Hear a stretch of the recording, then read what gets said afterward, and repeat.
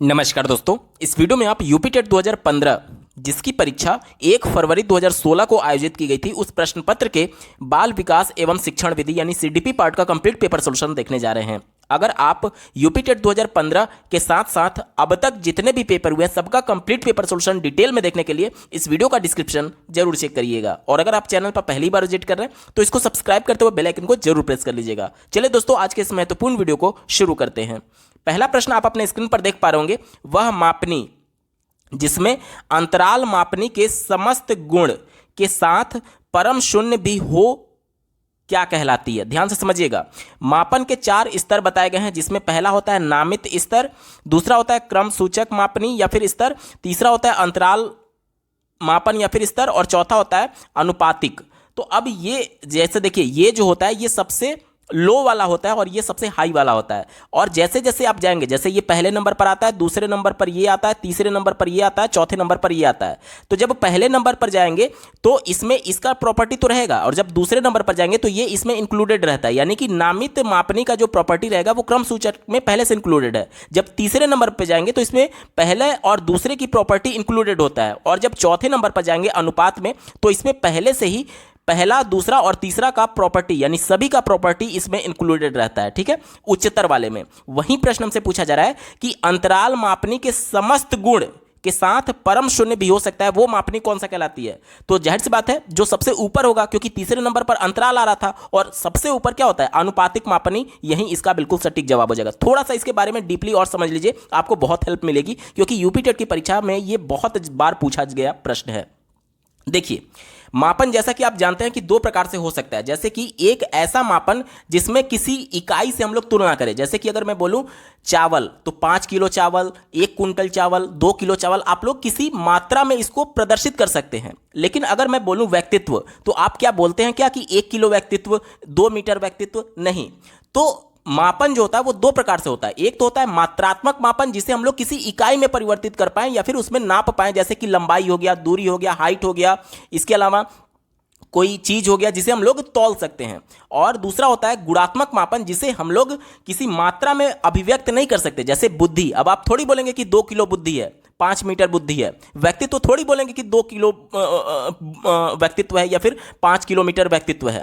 तो व्यक्तित्व और बुद्धि जो हो गया वो मात्रात्मक मापन के अंतर्गत आता है, और जो हमारे इकाई में परिवर्तित करने वाले चीजें होते हैं या फिर इकाई में नापने वाली चीजें होती है, जैसे लंबाई हो गया, दूरी हो गया, मीटर, ये सभी चीजें हो गया, वो क्या होता है, वो मात्रात्मक होता है, जिसे हम लोग किसी मात्रा में अभिव्यक्त कर पाए। ठीक है, चलिए अब थोड़ा थोड़ा इसके बारे में डीपली आप समझ लीजिए।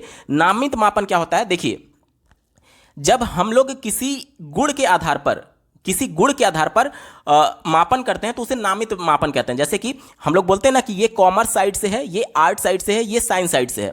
तो हमने क्या किया कि उनका गुण क्या था कि वो कॉमर्स की पढ़ाई कर रहे थे तो उनको हमने कॉमर्स बोल दिया, जो आर्ट साइड की पढ़ाई कर रहे थे उन्हें हमने आर्ट बोल दिया, और जो साइंस साइड से पढ़ाई कर रहे थे उन्हें हमने साइंस साइड बोल दिया। तो ये क्या है? ये गुण ही तो है।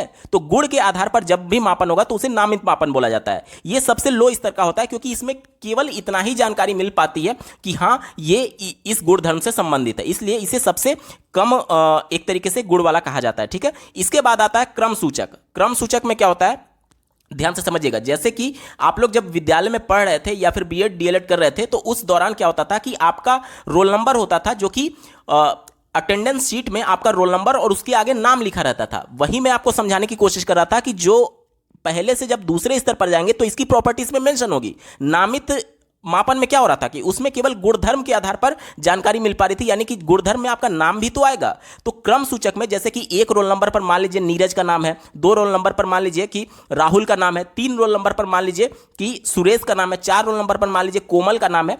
तो यहां पर 1 2 3 4 ये क्रम ही तो दिखा रहा है, और इसके आगे एक के आगे मैंने बताया कि 1 रोल नंबर नीरज का है, 2 रोल नंबर राहुल का है, 3 रोल नंबर सुरेश का है, इसी प्रकार से आगे। तो ये जो नाम है ये एक तरीके से यही तो गुणधर्म दिखा रहा था। तो ये नामित मापन और क्रम सूचक मापन दोनों की प्रॉपर्टी अपने अंदर कौन धारण किया? ये क्रम सूचक। यही मैं बता रहा था कि जैसे जैसे आप ऊपर जाएंगे तो उसके पहले वाले सभी गुणधर्म उसमें शामिल होंगे। ठीक है, तो क्रम सूचक मापनी में क्या होता है कि एक क्रम डिसाइड होता है, 1 2 3 4 इस प्रकार से। ठीक है, तो ये क्रम सूचक मापनी हो गया। इसके बाद से अंतराल मापनी क्या होता है? जैसे कि कक्षा में क्या होता है कि प्रत्येक सीट पर प्रत्येक सीट पर 3-3 बच्चों को बैठाया जाएगा। तो वहां पर यह बोला जाता है कि एक रोल नंबर से 3 रोल नंबर तक पहली सीट पर बैठेगा, उसके बाद से 4 रोल नंबर से 6 रोल नंबर तक दूसरी सीट पर बैठेगा, उसके बाद से 7 रोल नंबर से 9 रोल नंबर तक तीसरी सीट पर बैठेगा। तो यहां पर देखिए ये अंतराल आ रहा है ना तीनों का, देखिए तीनों में आप देखेंगे 3-3 का गैप है, 1 से 3 फिर 4 से 6, यानी कि जब ये वाला जो अंतराल है इसके बाद वाले में 3 का गैप है, वहीं बोला जाता है अंतराल मापनी। तो अब देखिए इसमें तीनों, इसके पहले के दोनों की प्रॉपर्टी है। कैसे? देखिए जैसे मैंने बोला नामित मापनी में क्या होता था, केवल नाम से संबंधित ये था। तो अब जब 1 से 3 रोल नंबर वाला बालक एक सीट पर बैठेगा तो एक का ये रोल नंबर ये क्रम सूचक को दिखा दिया, और एक रोल नंबर पर जो बालक होगा उसका कुछ ना कुछ तो नाम होगा, यानी नामित मापनी भी आ गया। तो ये होता है अंतराल मापनी, यानी कि एक निश्चित अंतराल के बाद इसमें चीजें होती हैं। ठीक है, उसके बाद से आता है अंत में अनुपात मापनी। तो इसकी 2 प्रॉपर्टी होती है, आप बेसिकली थोड़ा समझ लीजिए।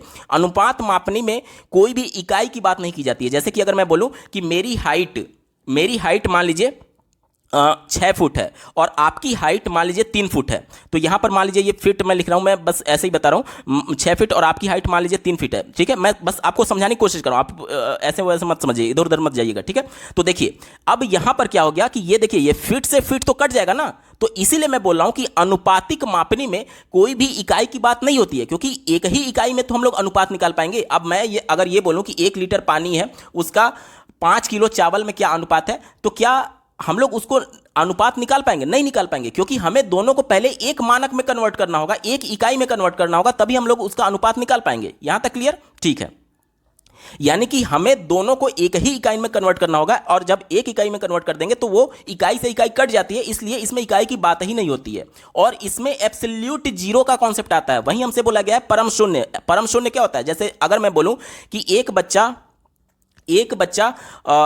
मैथ में 0 नंबर पाया, एक बच्चा मैथ में 0 नंबर पाया, तो क्या ये परम शून्य माना जाएगा? नहीं माना जाएगा। क्यों नहीं माना जाएगा? ध्यान से समझिएगा। परम शून्य का मतलब ये होता है जहां पर उसकी कोई भी गुंजाइश ना हो। अब मैथ में कोई बच्चा 0 नंबर पा रहा है, इसका कतई भी मतलब ये नहीं है कि वो मैथ में कुछ नहीं जानता है, कम से कम मैथ में नंबर्स 1 2 3 तो वो जानता होगा।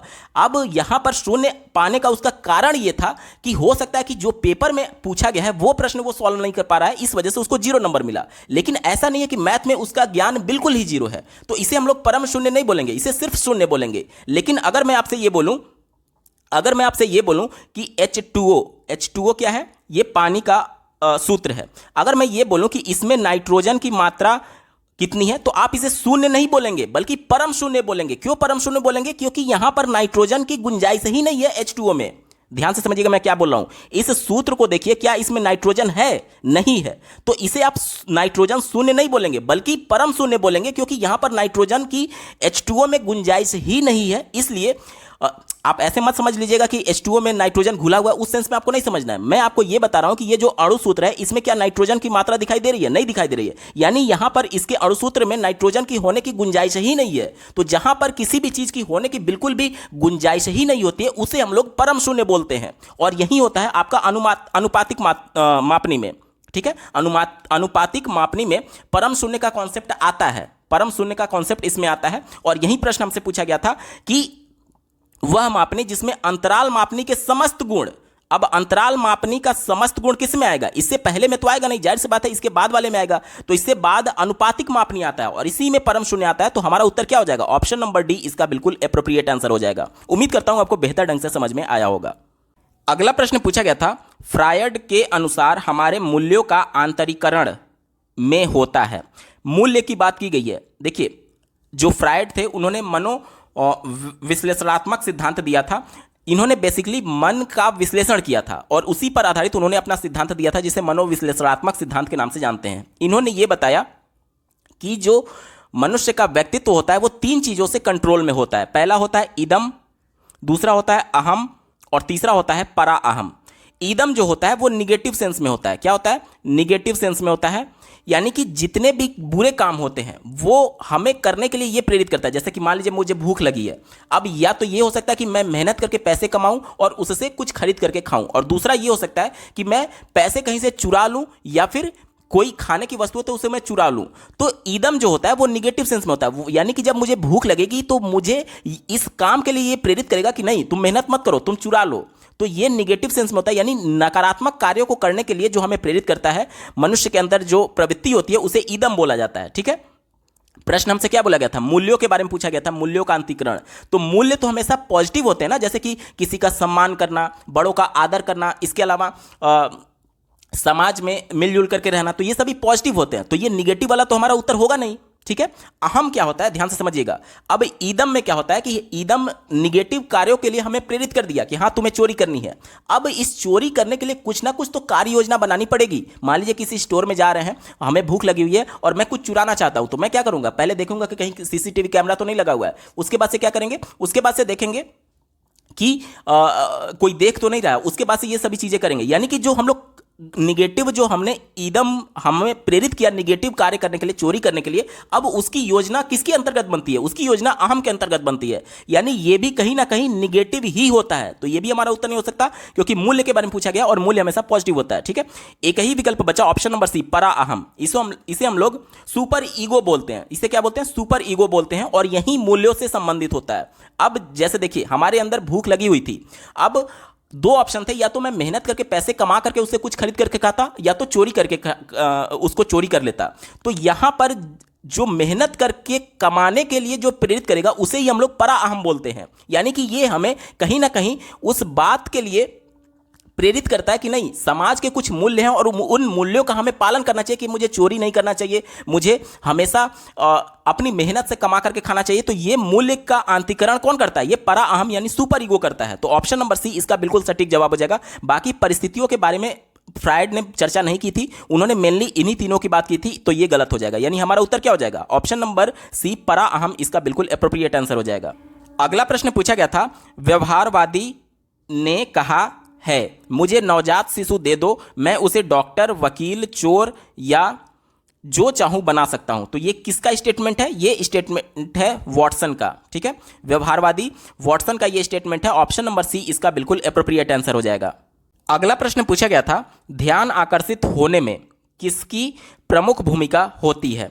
ध्यान से देखिएगा, चारों विकल्पों में आप देखेंगे तो उद्दीपन का जिक्र किया गया है। उद्दीपन क्या होता है, तो कोई भी एक ऐसा वस्तु जो आपका ध्यान आकर्षित करे और किसी अनुक्रिया को करने के लिए प्रेरित करे। जैसे कि जब आपको भूख लगती है तो जब आपके सामने भोजन आता है तो आप उस भोजन को पाने के लिए कोशिश करते हैं। तो भोजन यहां पर क्या है, उद्दीपक हो गया, जो कि आपको पाने के लिए, काम करने के लिए प्रेरित कर रहा है। तो कोई भी वस्तु जो किसी काम को करने के लिए, अनुक्रिया करने के लिए प्रेरित करता है, वो उद्दीपक बोला जाएगा। जैसे कि अचानक से तेज लाइट आई, आपकी पलकें झपक गई, आपकी पलकें गिर गई, तो आपकी आंखों में तेज लाइट की वजह से चुभन हुआ और उस उद्दीपक की वजह से, उस लाइट की वजह से आपने अनुक्रिया किया, आपने अपनी पलकों को झुका लिया, झपका लिया। तो इसे हम लोग क्या बोलेंगे, आंखों को झपकाना, ये आपने अनुक्रिया किया। और इसके लिए प्रेरित किसने किया था, वो उद्दीपक यानी तेज लाइट ने आपको प्रेरित किया था। तो जो तेज लाइट था वो उद्दीपक हो गया या फिर उद्दीपन हो गया, और पलकों को झपकाना यहां पर अनुक्रिया हो गया। यहां तक क्लियर, ठीक है। अब हमसे यह पूछा गया था कि ध्यान आकर्षित होने में किसकी प्रमुख भूमिका होती है। चारों विकल्पों को ध्यान से देखिए, दिया गया है उद्दीपन की उपादेयता। उपादेयता मतलब कि उसकी उपयोगिता क्या है, यह बोला गया है। उद्दीपन की विश्वसनीयता, और चौथा दिया गया उद्दीपन की सक्रियता। ध्यान से समझिए, जब हमारे आंखों में तेज लाइट चमकी तो क्या हमने इस बात पर जिक्र किया या फिर विचार किया कि इस लाइट का हमारे लिए क्या उपयोगिता है? नहीं, इस पर हम लोग चर्चा ही नहीं करते। हमारे आंखों में चुभन होने लगती है और हम मजबूर हो जाते हैं अपने आंखों की पलकों को झपकाने के लिए। तो इसकी क्या उपयोगिता थी, इसका कोई भी मतलब नहीं होता है। इसके बाद से विश्वसनीयता की बात कर लें तो इसका भी कोई मतलब नहीं है। अब जैसे लाइट हमारे आंख पर पड़ी, उद्दीपन आया, तेज लाइट पड़ी, हमारे आंखों में चुभन हुआ, तो उसका विश्वसनीयता है या नहीं है, उससे क्या फर्क पड़ता है? हम तो मजबूर हो गए ना कि हमने अपने पलकों को झपकाया। यानी कि उद्दीपन जब पड़ा हमारे आंखों पर तो उसकी वजह से हमने अनुक्रिया किया, हमने उसकी विश्वसनीयता क्या है इसके बारे में जांच ही नहीं किया। इसके बाद से उद्दीपन की सक्रियता, देखिए ये पहले से ऑप्शन नंबर 1 में इंक्लूडेड है। कैसे?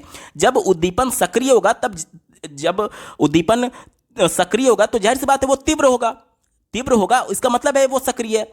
जैसे कि लाइट आई आपके आंख पर, तेज तीव्रता की लाइट आई, वो लाइट सक्रिय है तभी तो आपके पास आ रही है। यानी चौथा वाला पहले से ऑप्शन नंबर 1 में इंक्लूडेड है। और तीव्रता यहां पर सबसे ज्यादा इंपॉर्टेंट होता है, क्योंकि देखिए जब आप धूप में निकलते हैं तो उस समय भी सूर्य की किरणें आपको आंखों पर पड़ रही हैं, लेकिन उसकी तीव्रता इंपॉर्टेंट होती है। जैसे जाड़े के सीजन में भी लाइट आपकी आंखों पर पड़ती है, लेकिन आप अपनी आंखों को बार बार नहीं झपकाते। लेकिन जब तेज धूप है, चिलचिलाती धूप है, तो उस दौरान आपकी आंखें बार बार झपकती हैं। क्यों? क्योंकि वहां पर धूप की तीव्रता ज्यादा है, इसलिए आप मजबूर हो रहे हैं अनुक्रिया करने के लिए, यानी कि अपने पलकों को बार बार झपकाने के लिए। तो जो ध्यान आकर्षित होता है वो कैसे होता है? वो उद्दीपन की तीव्रता पर होता है कि कितना तीव्र है उद्दीपन, जिसकी वजह से हम लोग मजबूर हो जाते हैं किसी अनुक्रिया को करने के संदर्भ में। तो ऑप्शन नंबर 1 यहां पर सबसे ज्यादा एप्रोप्रिएट हो जाएगा।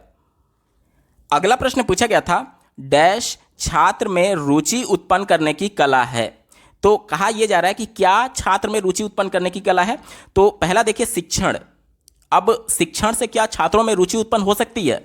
देखिए, एक ही कक्षा में मान लीजिए 50 बच्चे हैं, तो एक बच्चा उसी कक्षा में वही टीचर जब पढ़ाता है तो उसमें रुचि नहीं लेता है और दूसरा बालक रुचि लेता है।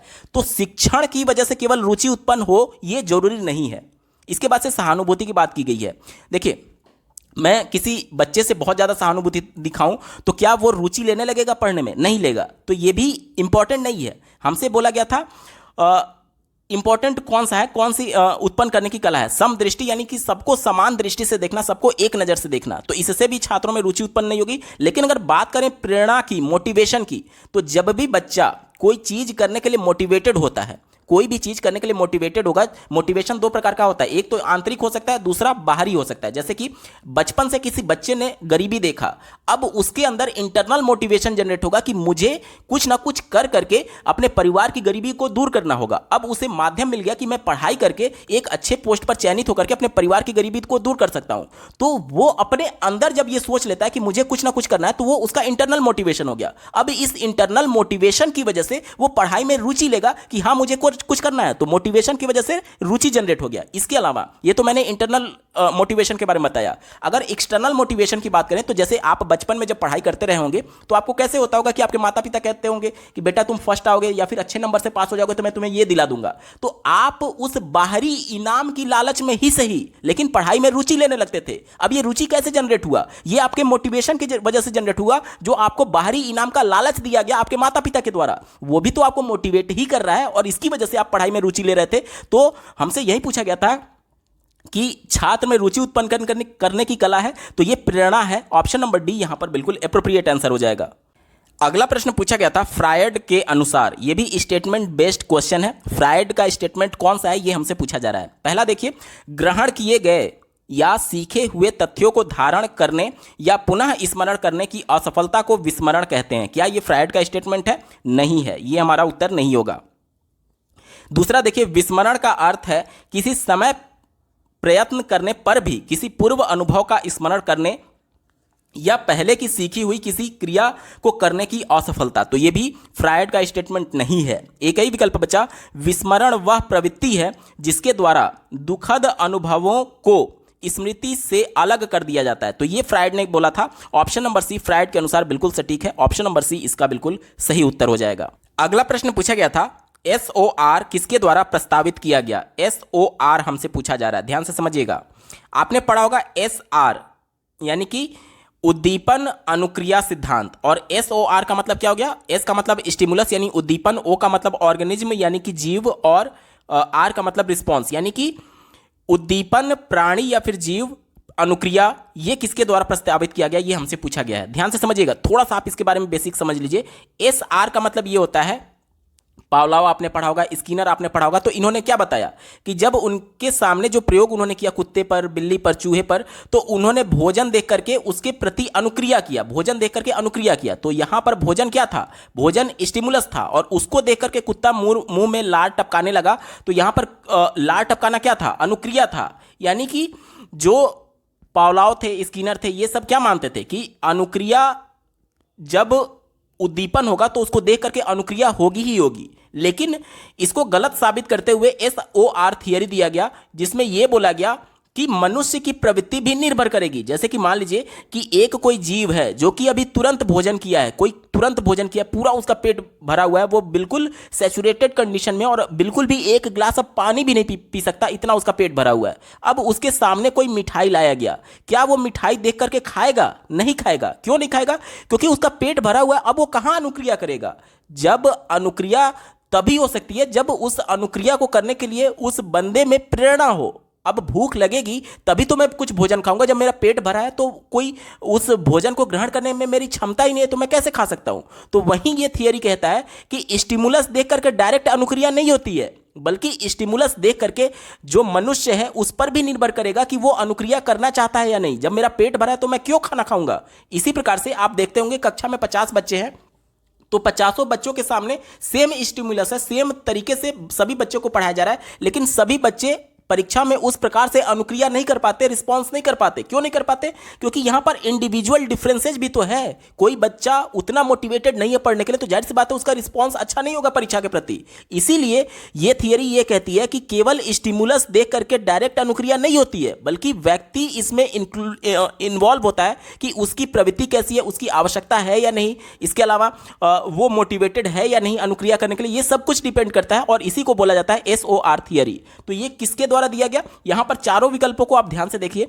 ये जो दिया गया था वो वुडवर्थ के द्वारा दिया गया था, जो कि विकल्प में दिया ही नहीं गया है, ठीक है। और यहां पर कोहलर की बात करें तो कोहलर गेस्टाल्टवादी के अंतर्गत ही आते थे, तो ये दोनों तो उत्तर होगा नहीं, ठीक है। और कोफ्का भी उत्तर नहीं होगा। एक ही विकल्प बचा वाटसन। हालांकि वुडवर्थ यहां पर देना चाहिए था, वुडवर्थ नहीं दिया गया है। तो इनके जो आंसर की जारी किया गया था PNP के द्वारा 2015 का, उसमें उन्होंने वाटसन को सही माना था, ठीक है। हालांकि इसका सटीक उत्तर जो होगा वो वुडवर्थ होगा। आंसर की के हिसाब से ऑप्शन नंबर 1 यहां पर सही जवाब है। अगला प्रश्न पूछा गया था, ध्यान को केंद्रित करने की आंतरिक दशा है। ध्यान से समझिएगा, आंतरिक पूछा गया है, ठीक है। चलिए चौथे विकल्प से शुरुआत कर लेते हैं। दिया गया है आकार। जैसे कि मान लीजिए आप किसी भी जगह पर हैं जहां पर एवरेज हाइट के लोग हैं। अचानक से एक कोई बंदा आया जिसकी हाइट 8 फीट है। अब वो तो एवरेज नहीं माना जाएगा। एवरेज हाइट जो इंडिया में होती है वो 5 से 6 फीट के बीच में होती है। अब 8 फीट का बालक कोई बंदा अगर अचानक से आ गया और आपने उसको अचानक से देखा, तो उसके आकार की वजह से आपका ध्यान वो केंद्रित करेगा। यानी आकार जो है वो ध्यान केंद्रित करता है। लेकिन ये आकार आपने कहां से देखा? बाहर ही तो देखा, आपके अंदर कुछ थोड़ी था। ये आंतरिक हमसे पूछा गया था ना, जबकि ये आकार जो होता है वो बाहरी होता है, इसलिए हमारा उत्तर नहीं होगा।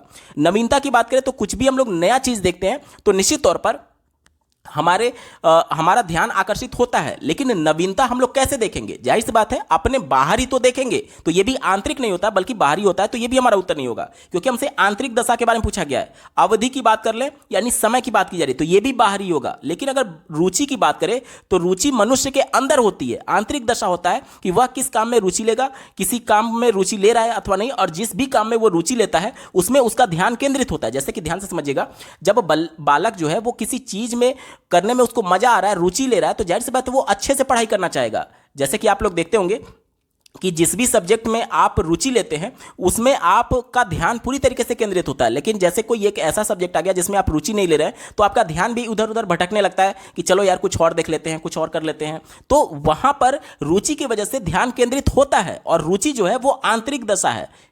इसलिए ऑप्शन नंबर सी यहां पर बिल्कुल एप्रोप्रिएट आंसर हो जाएगा, ठीक है। चलिए बढ़ते हैं अगले प्रश्न की तरफ। दिया गया है, एक परिस्थिति में अर्जित ज्ञान का दूसरी परिस्थिति में उपयोग क्या कहलाता है? एक परिस्थिति में जब आपने कुछ सीख लिया, उसका दूसरी परिस्थिति में उपयोग क्या कहलाएगा, यह हमसे पूछा जा रहा है। जैसे कि ध्यान से देखिएगा, मैंने आपको एक प्रमेय पढ़ाया कि एक त्रिभुज के तीनों अंतः कोणों का योग 180 अंश होता है। मान लीजिए ये कोण A है, ये कोण B है, ये कोण C है, तो A plus B plus C का मान 180 अंश होगा। ये मैंने आपको एक प्रमेय बता दिया। अब मैंने दूसरा आपसे प्रश्न पूछा कि एक त्रिभुज है, मान लीजिए ये 50 अंश का कोण है, ये मान लीजिए कि 60 अंश का कोण है, तो ये कोण कितने अंश का होगा? आप अगर इस प्रमेय का यूज करते हुए इस प्रश्न का उत्तर दे लेते हैं, यानी कि एक परिस्थिति में जब आपने ये सीख लिया है उसका दूसरी परिस्थिति में उपयोग कर पा रहे हैं, तो इसे हम लोग सीखने का स्थानांतरण बोलते हैं। क्या बोलते हैं? सीखने का स्थानांतरण बोलते हैं। ऑप्शन नंबर बी यहां पर बिल्कुल एप्रोप्रिएट आंसर हो जाएगा। बाकी के विकल्पों पर एक बार चर्चा कर लेते हैं। सीखने की विधि, तो ये कोई विधि नहीं है। सीखने में पठार, तो ये पठार नहीं है। पठार में क्या होता है? पठार में बालक कितना भी प्रयास कर ले उसके व्यवहार में परिवर्तन नहीं होता। मतलब कि जैसे मान लीजिए ये बालक है, यहां पर ये प्रयास है और ये अधिगम है, तो जब हम लोग प्रयास करते हैं तो हमारे व्यवहार में परिवर्तन होता है, तो अधिगम होता है, यानी सीधी रेखा चल रही है। लेकिन अचानक से एक ऐसा कंडीशन आता है कि हम लोग कितना भी प्रयास कर लें वो अधिगम नहीं हो पाता, यानी कि ये जो सीधी लाइन हो जाती है इसी को हम लोग अधिगम का पठार बोलते हैं। तो ये तो इस प्रकार का कोई प्रश्न में पूछा नहीं गया था, तो ये हमारा उत्तर नहीं होगा। सीखने में रुचि, तो ये रुचि से संबंधित नहीं है। एक ही विकल्प बचा ऑप्शन नंबर बी, सीखने में स्थानांतरण, इसका बिल्कुल सटीक जवाब हो जाएगा। अगला प्रश्न पूछा गया था, अनुभव द्वारा व्यवहार में परिवर्तन क्या कहलाता है। अनुभव हमें कैसे होता है, जब हम लोग कुछ करके सीखते हैं, कुछ करके देखते हैं, और कुछ करने के लिए हमें क्या करना पड़ता है, प्रयास करना पड़ता है। यानी कि अनुभव कैसे होगा, जब हम लोग प्रयास करेंगे और प्रयास की वजह से हमारे व्यवहार में जो परिवर्तन होता है उसे हम लोग क्या बोलते हैं, अधिगम बोलते हैं, और अधिगम को ही सीखना बोला जाता है। ऑप्शन नंबर बी यहां पर बिल्कुल एप्रोप्रिएट आंसर हो जाएगा। बाकी के विकल्प यहां पर गलत हो जाएंगे, क्योंकि हमारे प्रयास के माध्यम से जो हमें अनुभव प्राप्त हुआ उसके द्वारा जो हमारे व्यवहार में परिवर्तन हुआ उसे हम लोग सीखना बोलते हैं, अधिगम बोलते हैं। ऑप्शन नंबर बी सटीक जवाब है। अगला प्रश्न पूछा गया था, सांख्यिकी में वह रेखा चित्र जिसमें आवृत्तियों को स्तंभों द्वारा प्रदर्शित किया जाता है क्या कहलाता है। ध्यान से समझिएगा, चारों विकल्पों को देखेंगे, थोड़ा सा आपको कंफ्यूजन हो सकता है। मैं यहां पर आपको समझाने की कोशिश करता हूं। 0 से 10 एक रेंज है, उसके बाद से अगला रेंज है 11 से 20, अगला रेंज है 21 से 30, ठीक है। और यहां पर मान लीजिए इसकी आवृत्ति दी गई है 5, इसकी आवृत्ति दी गई है 10 और इसकी आवृत्ति दी गई है 15। तो कहा यह जा रहा है जिसमें आवृत्तियों को स्तंभों के द्वारा प्रदर्शित किया जाता है। तो जैसे मैं यहां पर मान लीजिए दिखाता हूं, तो ये मान लीजिए हो गया 0 से ये 10 हो गया, ये 10 से 20 हो गया, और ये 21 से 30 हो गया, ठीक है। तो यहां पर 0 से 10 के बीच में 5 था, और मान लीजिए कि ये हो जाएगा आपका 2 के में बांट दे रहा हूं, 2, ये 4, ये 6, ये 8, ये 10, ये 12, ये 14 और ये 16।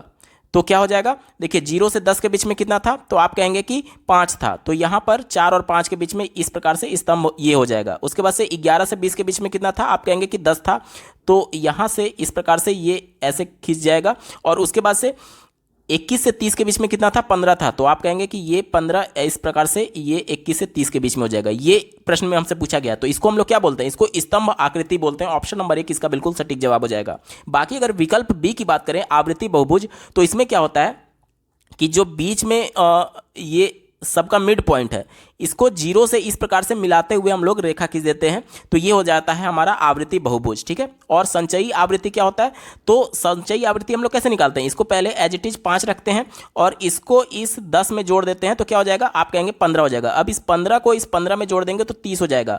यानी कि अब कैसे खींचेंगे, अब देखिए, अब हमारा 0 से 10 के बीच में हमें 5 को डिनोट करना है, और 11 से 20 के बीच में 15 को डिनोट करेंगे, और 21 से 30 के बीच में 30 को डिनोट करेंगे। ये होता है हमारा संचयी आवृत्ति, तो ये भी हमारा उत्तर नहीं होगा। और रेखा चित्र दिया गया चौथे विकल्प में, तो रेखा चित्र, तो ये सब रेखा चित्र के अंतर्गत ही आते हैं, ये सब रेखा चित्र के अंतर्गत ही आते हैं। हमसे स्पेसिफिक पूछा गया था, तो ये भी हमारा उत्तर नहीं होगा। यानी कि हमारा उत्तर क्या बनेगा, स्तंभ आकृति बनेगा, यानी जिसमें आवृत्तियों को स्तंभों द्वारा प्रदर्शित किया जाता है वो स्तंभ आकृति होता है। ऑप्शन नंबर 1 इसका बिल्कुल सटीक जवाब हो जाएगा। अगला प्रश्न पूछा गया था, विकास की किस अवस्था में बुद्धि का अधिकतम विकास होता है। यानी कि अधिकतम विकास, यानी कि एक तरीके से अपने चरम विकास पर किस अवस्था में पहुंच जाता है, चारों विकल्प में से हमसे पूछा जा रहा है। तो जब बच्चे का किशोरावस्था होता है उस दौरान बच्चे का जो विकास होता है बुद्धि का, वो चरम पर पहुंच जाता है। जैसे कि जब बच्चे की आयु 16 साल होती है, तब उसका जो पूर्ण मस्तिष्क का विकास एक तरीके से हो जाता है। पूर्ण मस्तिष्क का जो वजन होता है वो कितना होता है, वो होता है आपका 1200 से 1400 ग्राम, 1200 से 1400 ग्राम पूर्ण मस्तिष्क का वजन होता है। यानी कि अधिकतम विकास इसका किस अवस्था में हो जाएगा, किशोरावस्था, इसका बिल्कुल एप्रोप्रिएट आंसर हो जाएगा। अगला प्रश्न पूछा गया था, शिशु का अधिकांश व्यवहार आधारित होता है। शिशु यानी कि शैशवावस्था की बात की गई है। तो शैशवावस्था में बालक को जब भूख लगता है तब वो रोने लगता है। अब रोना वो उसे कोई बाहर से नहीं सिखाता, बल्कि वो उसके अंदर जन्मजात होता है, और जन्मजात जो प्रवृत्तियां होती है उसे हम लोग क्या बोलते हैं, मूल प्रवृत्ति बोलते हैं। तो जो शिशु का अधिकांश व्यवहार होता है वो मूल प्रवृत्तियों पर आधारित होता है। विकल्प नंबर 1 इसका बिल्कुल एप्रोप्रिएट आंसर हो जाएगा। अगला प्रश्न पूछा गया था, अंतर्दृष्टि यानी कि सूझ द्वारा सीखने के सिद्धांत में कोहलर ने अपना प्रयोग किस पर किया था। तो कोहलर ने चिंपैंजी पर प्रयोग किया था, जिसे बनमानुस भी कहते हैं, और इसका नाम था सुल्तान, ठीक है। तो ऑप्शन नंबर बी इसका बिल्कुल एप्रोप्रिएट आंसर हो जाएगा। अगला प्रश्न पूछा गया था, यह आवश्यक नहीं है कि उच्च बुद्धि लब्धि वाले बालक में भी उच्च होंगे, बुद्धि लब्धि क्या होता है, सबसे पहले इसको जान लेते हैं। देखिए, बुद्धि लब्धि का मतलब अंग्रेजी में इसको आईक्यू कहते हैं। इसका मतलब ये होता है कि mental age divided by current age गुणे 100। अब यहां पर करंट एज और मेंटल एज क्या होता है इसके बारे में थोड़ा सा समझ लेते हैं। मान लीजिए कक्षा 3 में कोई एक बालक है, कक्षा 3 में कोई एक बालक है, तो उसका करंट एज क्या होगा, जब वो 6 साल का होगा तब पहली बार वो कक्षा 1 में जाता है। ठीक है, 6 साल में 1 में जाता है, यानी 3 में कब वो जाएगा, वो जब 9 साल का होगा तब वो कक्षा 3 में जाएगा, यानी कि उसका करंट एज क्या हो जाएगा, करंट एज उसका 9 साल है।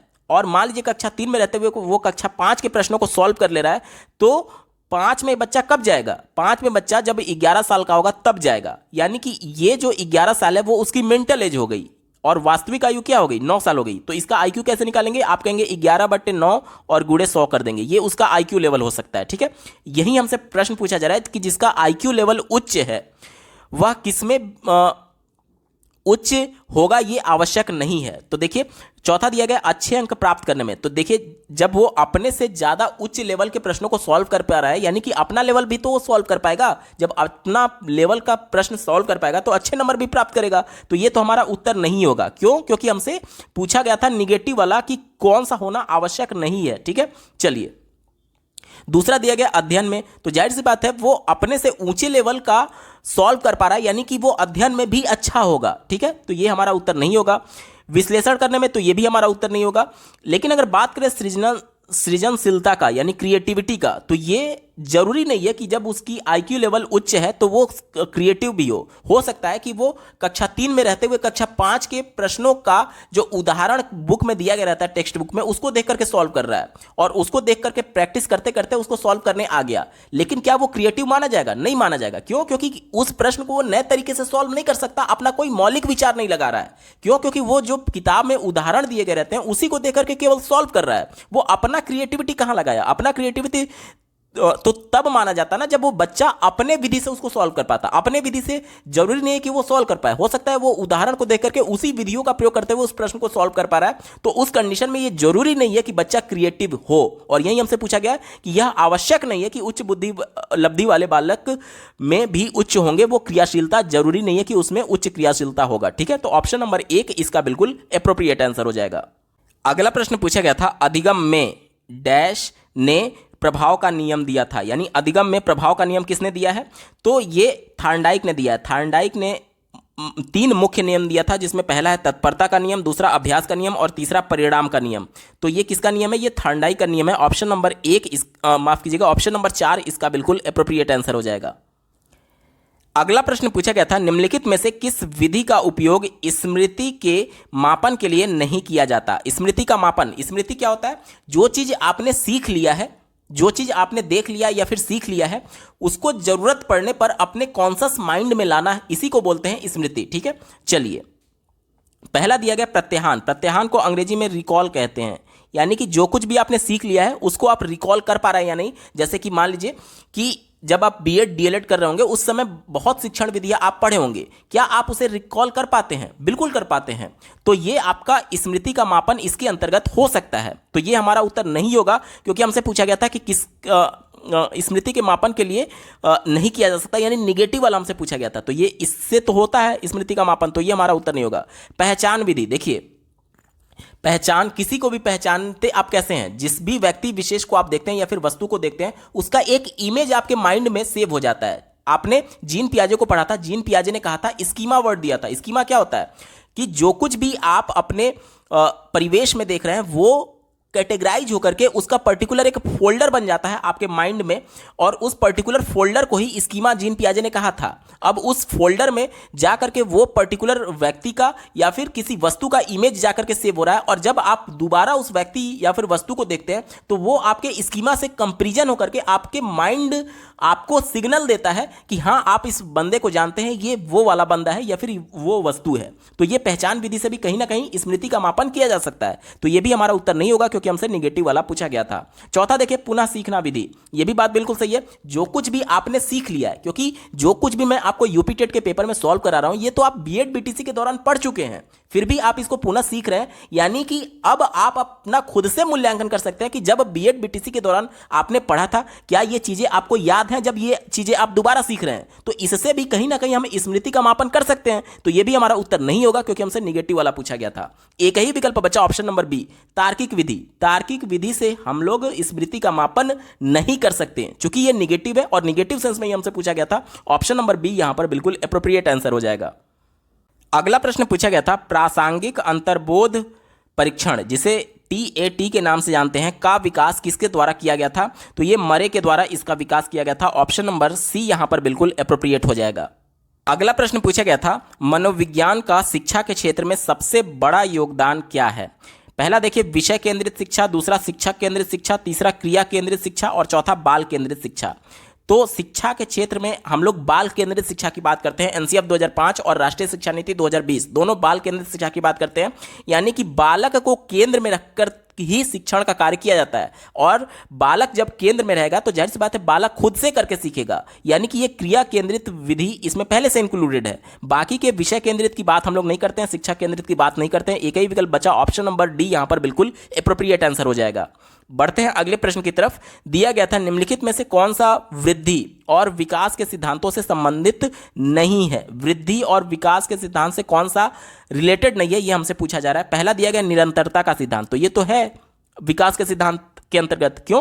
क्योंकि निरंतरता का सिद्धांत ये कहता है कि मनुष्य जो है वो जीवन पर्यंत सीखता रहता है। ऐसा नहीं है कि जब आपकी पढ़ाई खत्म हो गई तब आप सीखना छोड़ दिए, बल्कि जब तक आपकी मृत्यु नहीं होती तब तक मनुष्य सीखता रहता है। तो इसी को बोलते हैं निरंतरता का सिद्धांत। तो ये वृद्धि और विकास के सिद्धांतों में आता है, तो ये हमारा उत्तर नहीं होगा क्योंकि हमसे पूछा गया था कौन सा नहीं आता है। उसके बाद से समन्वय का सिद्धांत दिया गया, तो ये भी बात बिल्कुल सही है। जब भी हम कुछ नया सीखते हैं यानी हमारा संज्ञानात्मक विकास हुआ, तो हम कुछ नया चीज कैसे सीखेंगे? जब कुछ उद्दीपन हुआ और उसका अनुक्रिया से समन्वय होगा तभी तो हम उसके बारे में कुछ नया सीख पाएंगे। तो ये भी समन्वय का सिद्धांत विकास के सिद्धांत से जुड़ा हुआ है, तो ये भी हमारा उत्तर नहीं होगा क्योंकि हमसे निगेटिव वाला पूछा गया था। चौथा देखिए व्यक्तिकता का सिद्धांत, तो आपने इंडिविजुअल डिफरेंसेज पढ़े होंगे कि जो मनुष्य में एक मनुष्य दूसरे से अलग क्यों होता है, क्योंकि एक तो उसकी हेरिडिटी यानी कि जो उसका आनुवांशिकता है वो, और उसके अलावा जो वातावरण है, ये इनका जो एक तरीके से अंतःक्रिया है ये निर्धारित करती है कि बालक का विकास किस प्रकार से होगा। जैसे कि मान लीजिए एक साल में बारिश अच्छी नहीं हुई, लेकिन उस साल आपने जो बीज बोया बहुत अच्छे किस्म का बीज बोया, अच्छे किस्म का बीज होने की वजह से यानी उसमें आनुवांशिकता के अच्छे गुण है, लेकिन बारिश जो कि वातावरण का पार्ट था, वातावरण ना होने के कंडीशन में फसल अच्छी नहीं होगी। अब मान लीजिए कि एक साल आपने बहुत बुरे किस्म का बीज बोया जिसमें उत्तम किस्म का आनुवांशिक गुण नहीं था, बावजूद इसके उस साल बहुत अच्छी बारिश हुई, बावजूद इसके बारिश अच्छी होने के बावजूद भी फसल अच्छी नहीं होगी। क्यों? क्योंकि उत्तम किस्म का बीज नहीं था, यानी आनुवंशिकता अच्छी नहीं थी। यानी कि बारिश के साथ साथ उत्तम किस्म का बीज होना भी आवश्यक है, यानी कि आनुवंशिकता और वातावरण दोनों इंपॉर्टेंट है, और इन्हीं के वजह से बच्चे एक दूसरे से भिन्न होते हैं, और यही व्यक्तिकता का सिद्धांत कहता है। तो ये भी डायरेक्टली विकास के सिद्धांत से जुड़ा हुआ है, तो ये भी हमारा उत्तर नहीं होगा। लेकिन अगर बात करें वर्गीकरण का सिद्धांत, तो ये विकास और वृद्धि का कोई भी सिद्धांत नहीं होता, यही हमसे पूछा गया था कौन संबंधित नहीं है। तो ऑप्शन नंबर बी यहां पर संबंधित नहीं है वृद्धि और विकास के सिद्धांत से। ऑप्शन नंबर बी सटीक जवाब होगा। अगला प्रश्न पूछा गया था कक्षा शिक्षण में पाठ प्रस्तावना सोपान सीखने के किस नियम पर आधारित है? पाठ प्रस्तावना क्या होता है? तो इसमें कोई पाठ पढ़ाने से पहले बच्चों को पूर्व ज्ञान जानने के लिए उनसे प्रश्न पूछा जाता है। जैसे कि मान लीजिए एज ए टीचर आप एक टॉपिक पढ़ाने जा रहे हैं, तो उस टॉपिक से रिलेटेड बच्चों को कितना ज्ञान है, उसके पूर्व ज्ञान, उनके अनुभव को जानने के लिए आप प्रश्न पूछते हैं पाठ प्रस्तावना कौशल में। तो हमसे यही पूछा जा रहा है कि पाठ प्रस्तावना सोपान सीखने के किस नियम पर आधारित है कक्षा शिक्षण में। ठीक है, चौथा विकल्प दिया गया है साहचर्य का नियम। साहचर्य का नियम क्या कहता है कि जब कोई उद्दीपन होगा और उसके लिए अनुक्रिया कई हो सकती है। जैसे कि आपने देखा होगा कि जब चूहे को एक पिंजड़े में बंद कर दिया गया और वो इधर उधर भागने के लिए हाथ पैर मारता है, लेकिन अचानक से उसका लीवर पर पैर पड़ जाता है और वो खुल जाता है और उसको खाने के लिए कुछ मिल जाता है। तो यहां पर आप समझ सकते हैं कि यहां पर उद्दीपन एक था, उसको निकलना था या फिर भोजन खाना था, लेकिन अनुक्रिया कई अनुक्रिया उसके साथ हुई और एक अचानक अनुक्रिया का साहचर्य उस उद्दीपन से हो गया और वो पिंजड़ा खुल गया। तो यहां पर यही बोला जा रहा है, साहचर्य का मतलब ये होता है कि किसी भी उद्दीपन का किसी अनुक्रिया के साथ एसोसिएशन होना। अब देखिए इतने टोटल अनुक्रिया थे लेकिन एसोसिएशन केवल इसी से हुआ, तो ये बोला जाता है साहचर्य का नियम।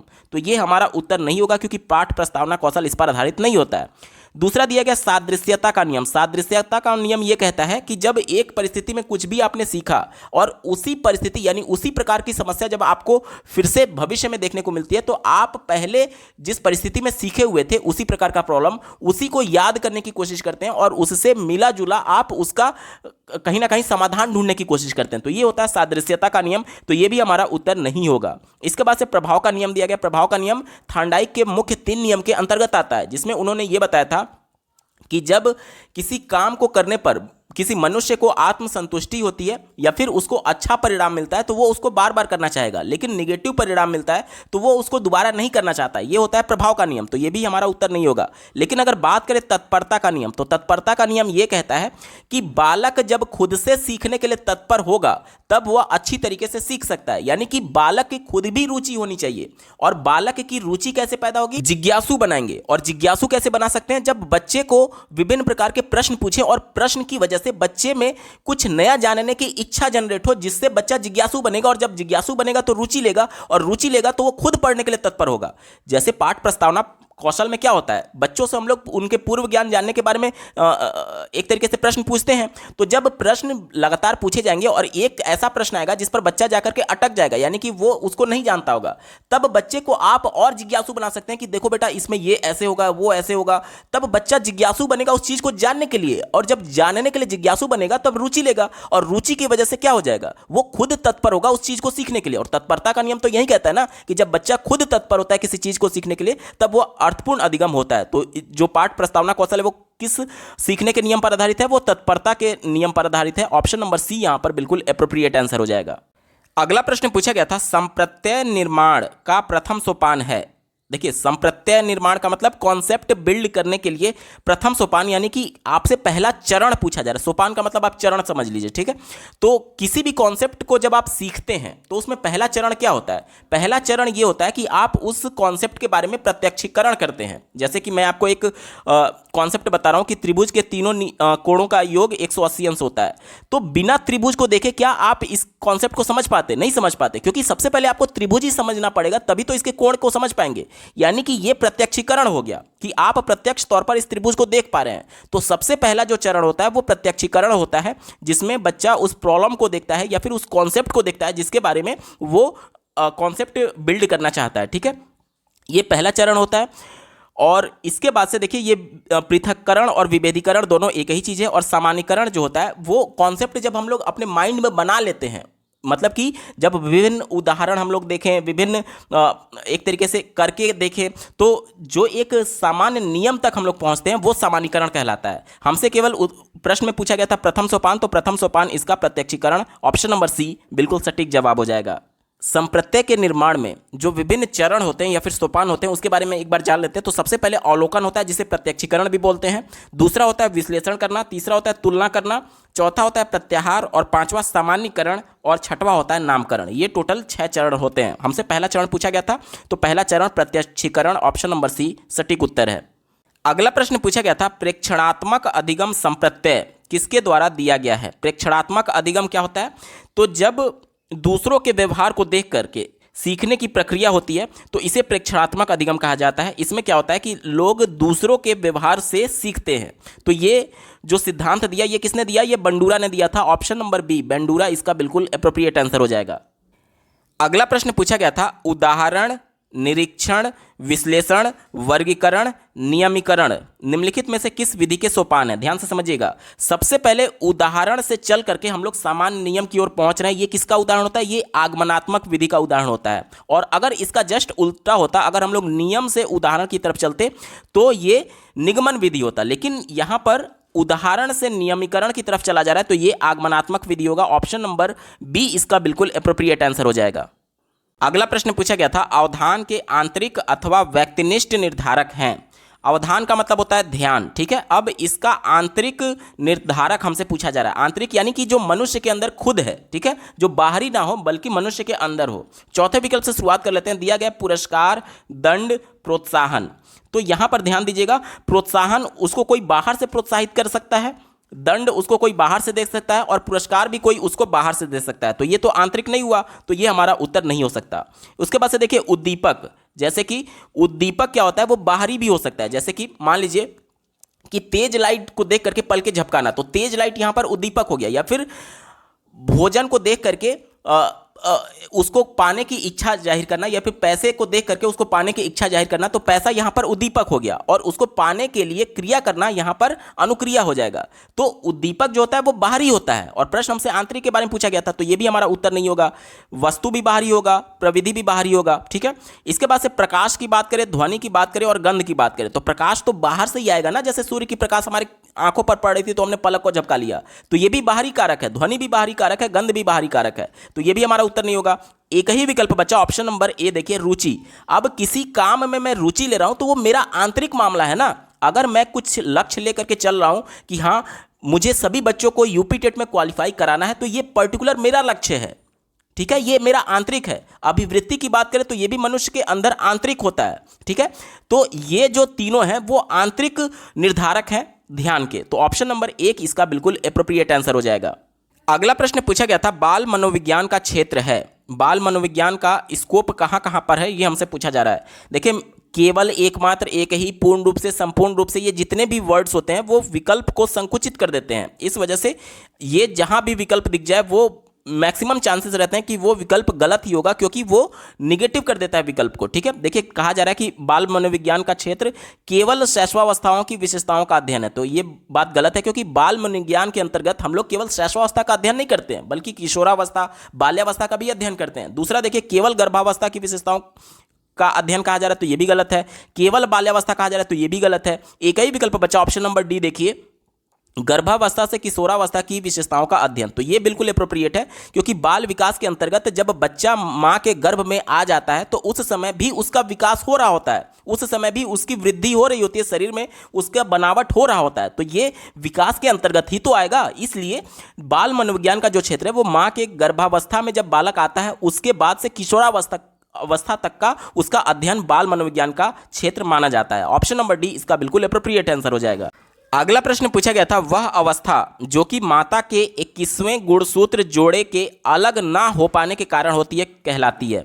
तो 21वें गुणसूत्र के जोड़े के अलग ना हो पाने के कारण ये अवस्था क्या कहलाती है, तो ये डाउन्स सिंड्रोम कहलाती है। ऑप्शन नंबर एक इसका बिल्कुल एप्रोप्रिएट आंसर हो जाएगा। अगला प्रश्न पूछा गया था, कोहलबर्ग के अनुसार किस अवस्था में नैतिकता बाह्य कारकों द्वारा निर्धारित होती है। कोहलबर्ग ने नैतिक विकास का सिद्धांत दिया था, जिसके अंतर्गत उन्होंने 3 अवस्थाएं बताई थी। पहला पूर्व पारंपरिक अवस्था, दूसरा पारंपरिक और तीसरा उत्तर पारंपरिक अवस्था, ठीक है। तो इसमें कौन सा अवस्था है जिसमें नैतिकता बाहर से निर्धारित होती है, तो ध्यान से देखिएगा, जो पूर्व पारंपरिक अवस्था था इसमें उन्होंने दंड एवं पुरस्कार अभिविन्यास बताया था। इसमें क्या होता था कि बालक जो है वो आज्ञा पालन, और दंड अभिविन्यास के अंतर्गत बालक पहले बड़ों का आज्ञा पालन हो सकता है वो ना करे, नैतिकता ना होने की वजह से, लेकिन जब उसके मन में दंड को लेकर के भय उत्पन्न होगा तब वो आज्ञा पालन करेगा। जैसे कि एक उदाहरण मैं आपको देता हूं, मान लीजिए आपके घर में 2 छोटे बच्चे हैं जिनमें अभी नैतिकता नहीं है, 2 से 3 साल 4 साल के बच्चे हैं, 2 बच्चे हैं, और आप 10 टॉफी लेकर के आए, एक बच्चे को आप पूरी टॉफी दे दीजिए और बोलिए कि दूसरे भाई को आप आधी टॉफी दे दीजिए, वो नहीं देगा। उसे ये लगता है कि सारी टॉफी मेरे लिए ही है। लेकिन जब आप उसको डांटेंगे या फिर मारने के लिए बोलेंगे, तब जब उसको ये लगेगा कि अब अगर मैंने नहीं दिया तो मेरी पिटाई हो सकती है, तो वो बाहरी डर की वजह से, वो आपके मारने के डर की वजह से अपने छोटे भाई को कुछ टॉफी निकाल करके देगा। तो ये किस वजह से हो रहा है, उसमें नैतिकता क्यों आई? नैतिकता इस वजह से आई कि वो बाहरी कारक था, वो आपका डर था कि आप उसको पीट सकते हैं, इस वजह से उसने कुछ टॉफी निकाल करके दी। वहीं प्रश्न हमसे पूछा जा रहा है कि बाह्य कारक यहां पर क्या था? बाह्य कारक भय था, और भय किसके वजह से आया? वो पिता की वजह से आया कि अब अगर मैंने बच्चे को टॉफी नहीं दी तो मेरी पिटाई हो सकती है, इसलिए कुछ टॉफी निकाल करके उसने दिया। तो बाह्य कारक का निर्धारण किसमें होता है? वो पूर्व पारंपरिक अवस्था में होता है, यानी दंड और अभिविन्यास वाले में, यानी कि दंड आज्ञा पालन अभिविन्यास, जो कि पूर्व पारंपरिक अवस्था के अंतर्गत आता है। ऑप्शन नंबर 1 इसका बिल्कुल एप्रोप्रिएट आंसर हो जाएगा। अगला प्रश्न पूछा गया था, निम्नलिखित में से कौन सा एक सही क्रम है? पहला देखिए, अंडाणु, शुक्राणु, ब्लास्टोसिस्ट और युग्मनज, तो ये सही क्रम नहीं है। उसके बाद से देखिए, ब्लास्टोसिस, अंडाणु, शुक्राणु, युग्मनज, ये भी सही क्रम नहीं है। ब्लास्टोसिस, युग्मनज, अंडाणु, शुक्राणु, ये भी सही क्रम नहीं है। चौथा देखिए, अंडाणु, शुक्राणु, युग्मनज और ब्लास्टोसिस, ये बिल्कुल सही क्रम है। ऑप्शन नंबर डी इसका बिल्कुल एप्रोप्रिएट आंसर हो जाएगा। अगला प्रश्न पूछा गया था, अंतर्मुखी, बहिर्मुखी और उभयमुखी व्यक्तित्व का वर्गीकरण किसके द्वारा किया गया है? तो ये युंग के द्वारा किया गया है। ऑप्शन नंबर बी इसका बिल्कुल एप्रोप्रिएट आंसर हो जाएगा।